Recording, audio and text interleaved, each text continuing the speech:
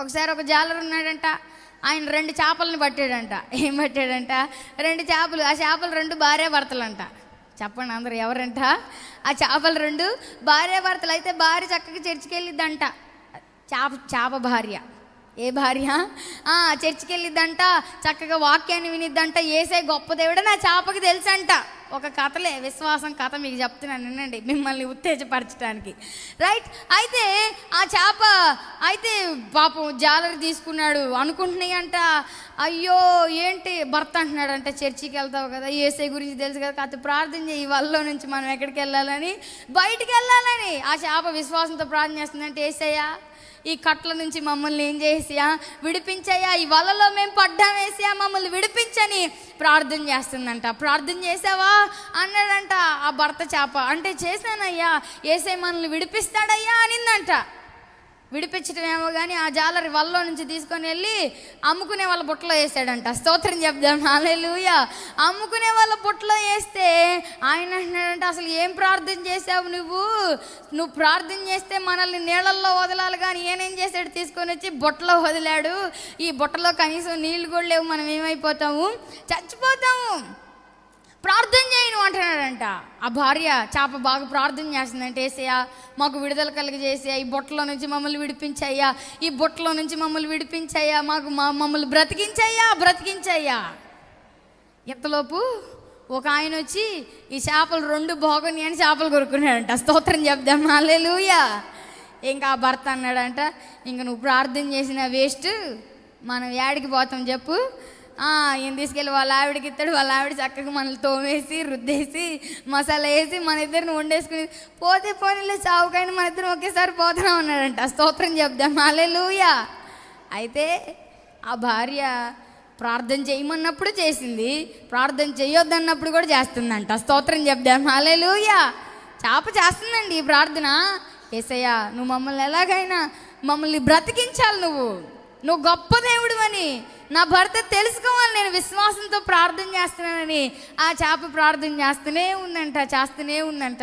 ఇంకేం ప్రార్థన ఊరుకుంటున్నాడంట, కాదు నాకు విశ్వాసం ఉంది, యేసయ్య ఏం చేస్తాడు, మనల్ని బ్రతికిస్తాడని.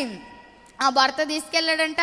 తీసుకెళ్ళి ఆ భార్యకి ఇస్తే ఆ భార్య చక్కగా తీసుకొని వచ్చి ఏం చేసిందంటే ఆ తోముకునే దగ్గర పెట్టుకుందంట. భలే ఉన్నాయండి చేపలు, 2 చేపలని తెచ్చావు, ఇంత పెద్దగా ఉన్నాయండి, భలే అందంగా ఉన్నాయండి చేపలు అని చెప్పి ఆ భార్య అంట చక్కగా ఆ కవర్ని ఏం చేసిందంటే అక్కడ పెట్టి తోముదామని బయటికి తీసి చక్కగా గిన్నెలో వేసిందంట.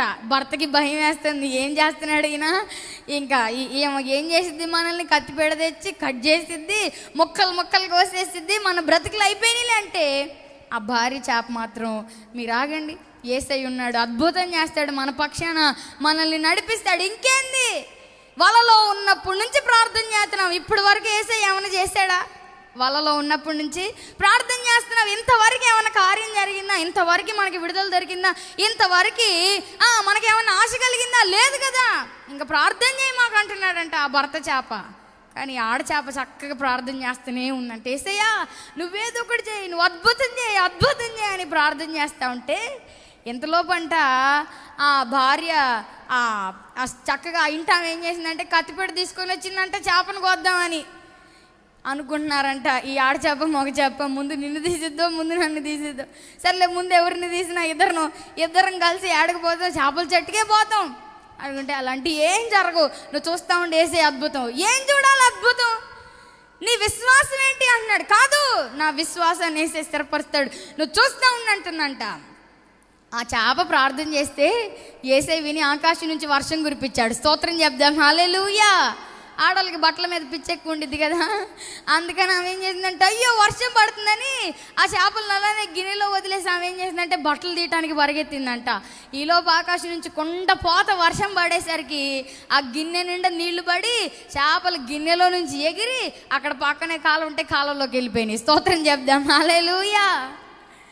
వలలో పడిన దగ్గర నుంచి కత్తిపేట దగ్గరకు వచ్చిందాకా ఆ చేప ఏం వదలలేదు చెప్పండి.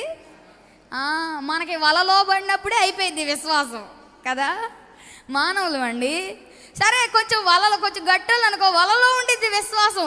అసలు బుట్టలోకి వస్తే అయిపోయింది జీవితం. బుట్టలోకి వస్తే బుట్టలోకి రాగానే ఇంక ప్రార్థన చేసినా వేస్ట్, చేతులు ఎత్తేసాను, ఇంకంతా ఆయన చిత్తం అంటుంటారు చాలామంది. ఉందా నీ విశ్వాసంలో నిలకడ? ఈరోజు విశ్వాసంలో నిలకడ కలిగి ఉండాలి. స్తోత్రం చెప్దాం. హల్లెలూయా. పరిస్థితి పీకల మీదకి వచ్చినా కూడా నీకోసం యేసయ్య ఉన్నాడు. నీకోసం ప్రాణం ఇచ్చిన యేసయ్య, నీకోసం రక్తం కార్చిన యేసయ్య, నీకోసం సిలువలో ప్రాణం పెట్టి సమస్తాన్ని ఇచ్చిన యేసయ్య కోసం ఏమైనా చేయగలడన్న విశ్వాసాన్ని ఈరోజు నీవు కలిగి ఉండాలని దేవుని ప్రేమను బట్టి తెలియచేస్తాను కనుక